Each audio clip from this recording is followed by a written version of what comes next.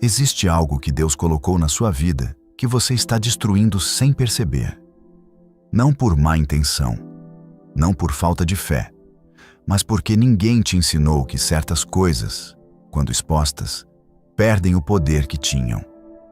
Hoje a gente vai falar sobre 5 coisas que Deus reservou para o silêncio. E o motivo vai te surpreender. Fica comigo. O que você vai ouvir agora pode ser a proteção que você estava precisando sem saber. A Bíblia já registrou em Provérbios 4:23. Acima de tudo, guarda o teu coração, pois dele procedem as fontes da vida.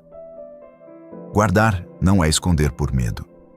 Guardar é reconhecer que nem tudo que é precioso deve ser exposto. Ouro guardado no cofre não perde valor. Ouro espalhado na rua vira alvo. E aqui está o que poucos entendem. Deus não te pede silêncio para te isolar. Ele te pede silêncio para te preservar. Vamos lá. Ponto 1.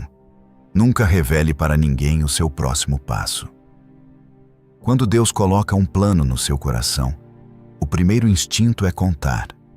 Para alguém próximo, para alguém de confiança, para alguém que você acredita que vai comemorar junto. Mas aqui está o que ninguém te conta.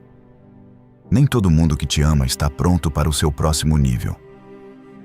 Davi foi ungido rei por Samuel, ainda jovem. Mas ele não saiu anunciando. Voltou para o campo cuidar das ovelhas. Preparou em silêncio. E quando o momento chegou, o trono estava esperando.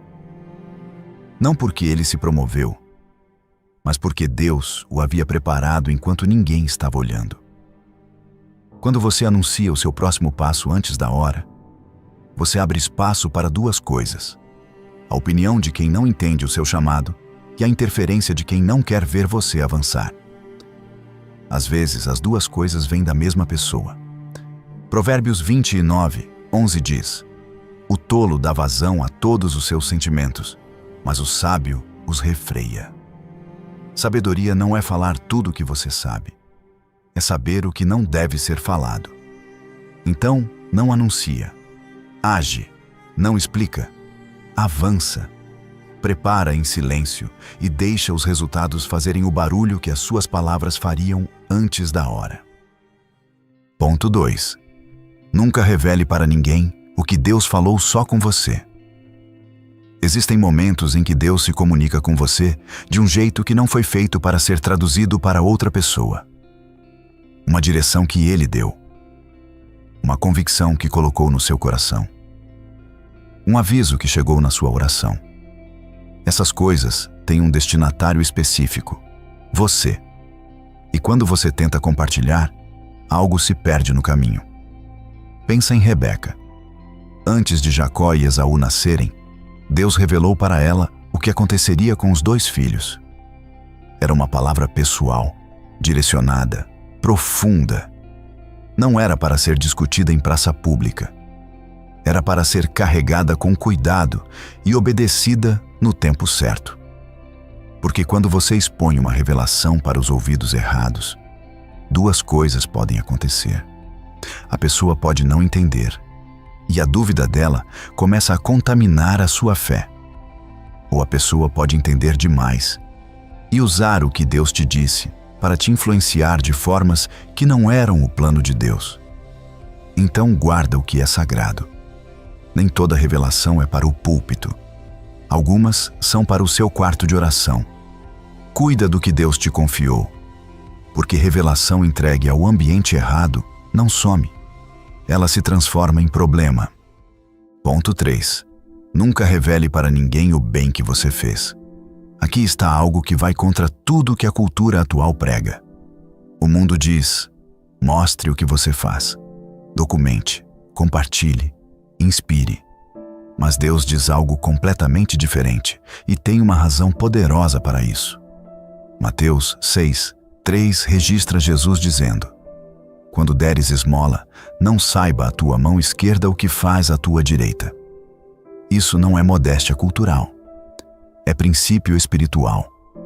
Quando você busca reconhecimento pela sua obediência, você já recebeu a sua recompensa, e ela veio dos homens, não de Deus. Existe uma troca silenciosa que acontece quando você expõe o bem que fez. Você troca a recompensa eterna por aprovação temporária.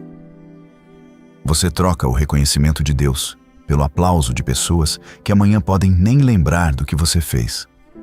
Mateus 6:4 é a promessa. Teu Pai, que vê em segredo, te recompensará publicamente.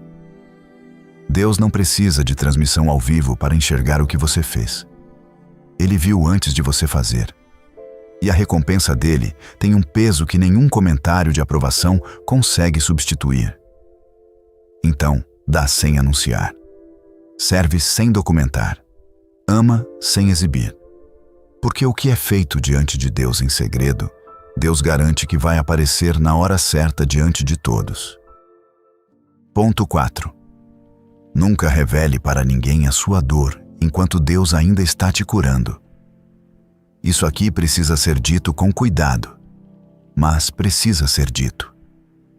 Existe uma diferença entre compartilhar o que Deus já fez e expor o que Ele ainda está fazendo. Testemunho é o que nasce depois da cura. Vulnerabilidade prematura é o que você expõe antes de estar pronto, e que pode custar a cura que estava chegando. Não porque as pessoas são necessariamente más, mas porque nem todo mundo que está disponível para ouvir está capacitado para cuidar. Alguns coletam o que você conta sem saber o que fazer com isso. Outros carregam o peso da sua dor de um jeito que planta mais confusão do que conforto. Provérbios 4:23 diz: acima de tudo, guarda o teu coração. Acima de tudo. Não em algumas situações. Não quando for conveniente. Acima de tudo. Então, como você sabe com quem compartilhar? Não procura quem está disponível. Procura quem foi preparado por Deus para aquele momento. Existe diferença entre um ouvido aberto e um coração alinhado. Fica quieto. Fica em oração. E deixa Deus terminar o que Ele começou antes de você chamar plateia para o processo.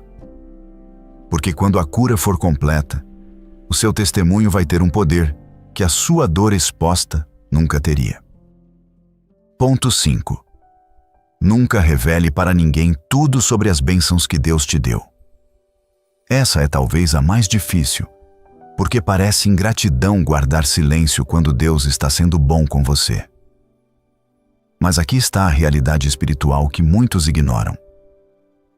Nem todo ambiente está preparado para receber a notícia da sua bênção.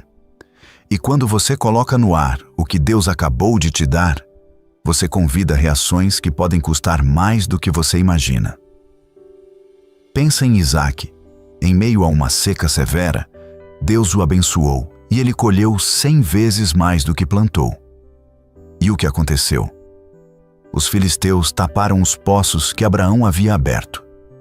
A prosperidade de Isaac provocou reação. Nem sempre a hostilidade vem de inimigos declarados. Às vezes vem de quem estava ao redor na hora da bênção. Isso não é superstição. É sabedoria espiritual. Deus às vezes move em silêncio justamente para que o que Ele está construindo não seja interrompido antes de estar completo. E quando você aprende a honrar esse silêncio, você cria proteção ao redor das bênçãos que Deus está derramando na sua vida. Então celebra com gratidão, não com exposição. Agradece a Deus em particular antes de declarar em público. Deixa a transformação da sua vida ser o anúncio que as palavras não precisam fazer. Porque favor real não precisa de legenda. Ele aparece sozinho.